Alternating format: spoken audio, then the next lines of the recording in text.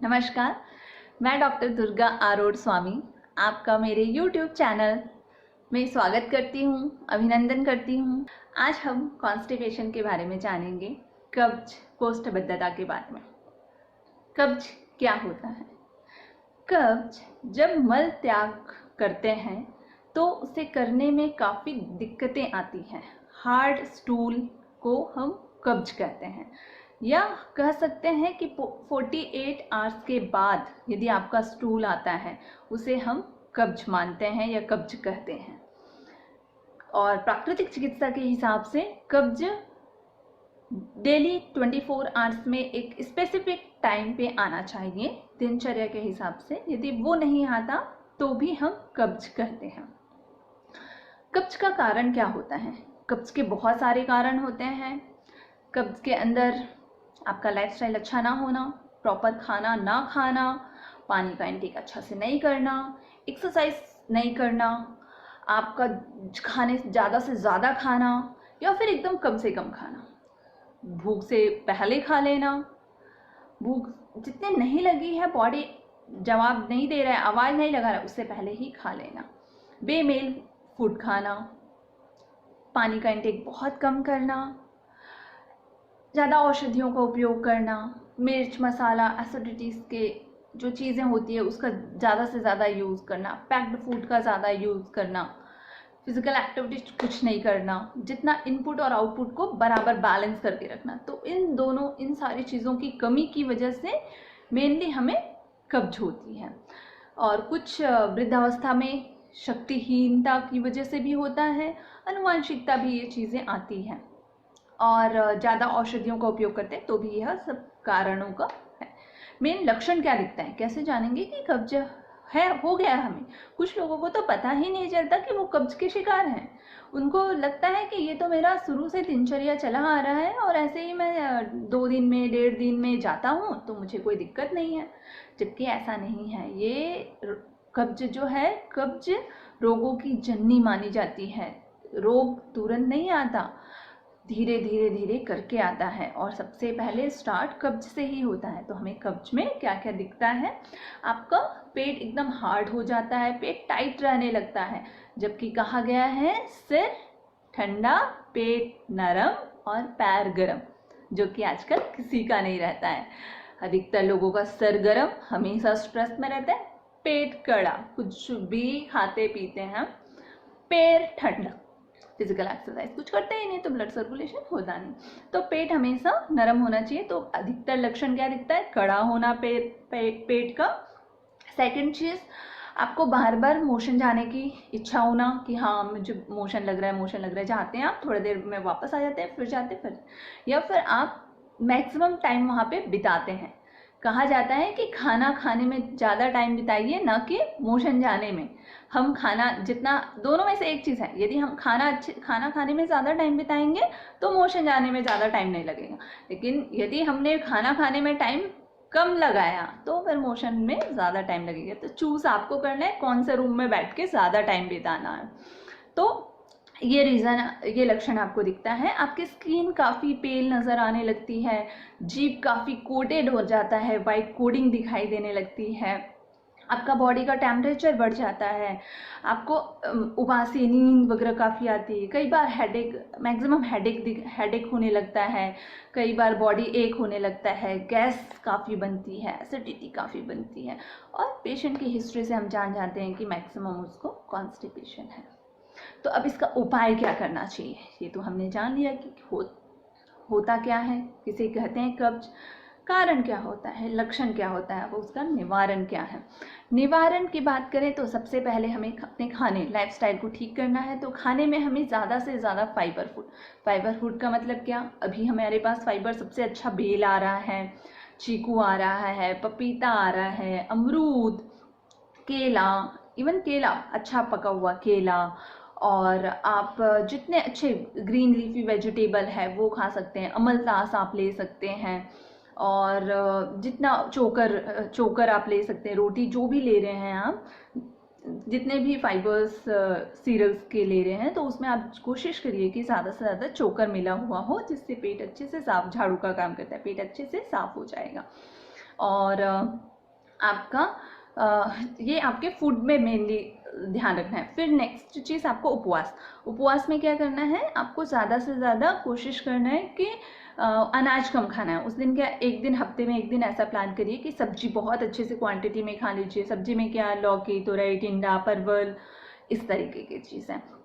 और अब पूरे दिन सलाद, आप जो भी सलाद आपको अवेलेबल हो, प्याज, टमाटर, खीरा, गाजर, जो भी अवेलेबल हो वो हो गया। सूप आप इसी सब्जियों का बना सकते हैं, अच्छे से जूस बना सकते हैं, वेजिटेबल का भी बना सकते हैं और फ्रूट का भी बना सकते हैं। तो आप ये सारी चीज़ें पूरे दिन में लेके हफ्ते में एक दिन फास्टिंग करिए, ताकि आपके पाइप में, आहार नाल में किसी तरीके से कहीं पे भी फंसा हुआ मल हो तो वो धीरे धीरे धीरे निकल जाएगा आपका।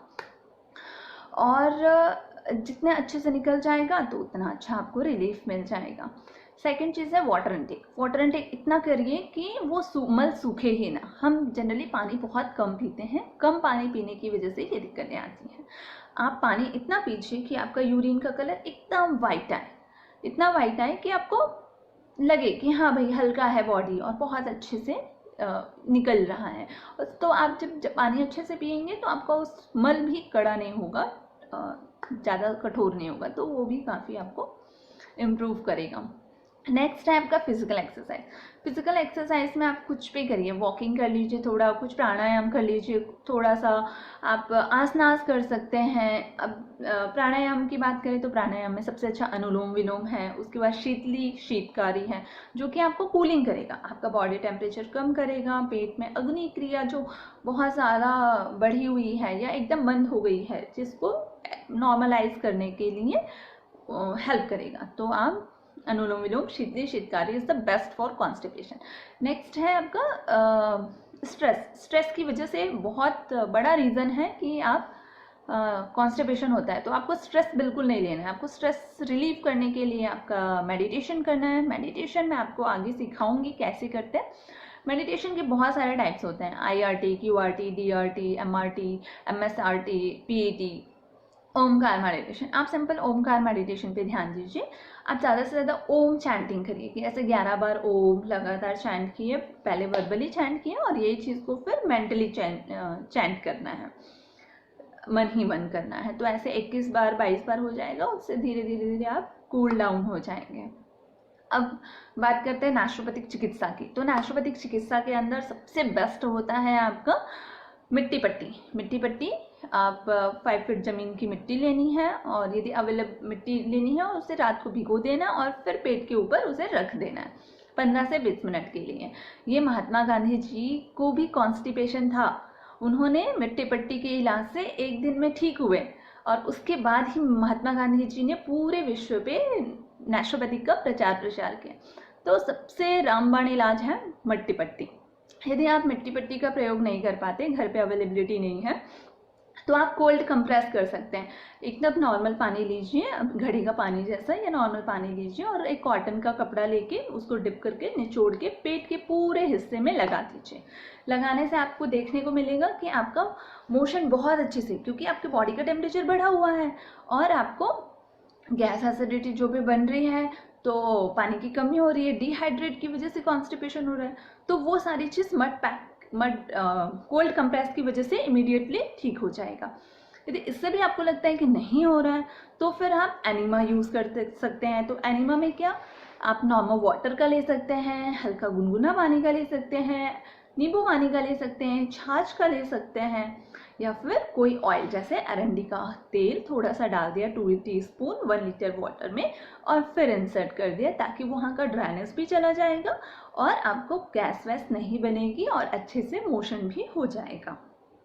नेक्स्ट है आपका ट्रीटमेंट के पार्ट में कटे स्नान। कटे स्नान हिप बाथ बोलते हैं। आपका जेनाइटल ऑर्गन पूरे तरीके से डूबा हुआ होना चाहिए।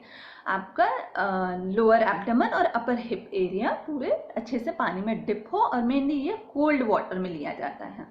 और क्लॉकवाइज इसमें आपको कंटिन्यूस हैंड से फ्रिक्शन करना है, घर्षण करना होता है। ये भी 15 से 20 मिनट का प्रोसेस है। इसको करने से भी आपको कॉन्स्टिपेशन में इमीडिएटली आराम मिल जाता है। नेक्स्ट हम बात करते हैं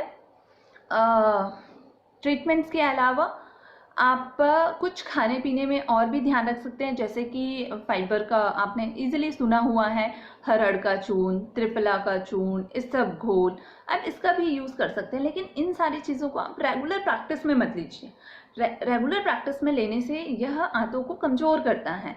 कमज़ोर करने से फिर वो चीज़ के एडिक्टेड हो जाते हैं आप, फिर धीरे धीरे चीज़ें बढ़ने लग जाती हैं। आज 1 चम्मच, कल 2 चम्मच, और फिर पता नहीं कि वो चीज़ काम भी नहीं करती, और फिर धीरे धीरे हम आगे बढ़ते जाते हैं। इवन एलोपैथिक की चीज़ें भी खाते हैं, परगेटिव लेक्सेटिव चीज़ें, जो कि हमें बहुत हार्म करता है। तो हमें नेचुरली कोशिश करना है, और इससे हमें बहुत जल्दी आराम मिलना है। अब हम बात करते हैं क्रोमो और मैग्नेटो की। कलर चिकित्सा और मैग्नेट कैसे हेल्प करता है। कलर चिकित्सा में आपको येलो कलर के फ्रूट, येलो कलर का बॉटल में पानी, या रेड कलर, येलो और रेड कलर की चीज़ें आपको लेनी है खाने में। जैसे अनार हो गया, टमाटर हो गया, मुनक्का हो गया, अंजीर हो गया, ये चीज़ें आपको खानी है, ज़्यादा से ज़्यादा खाने में यूज़ करना है।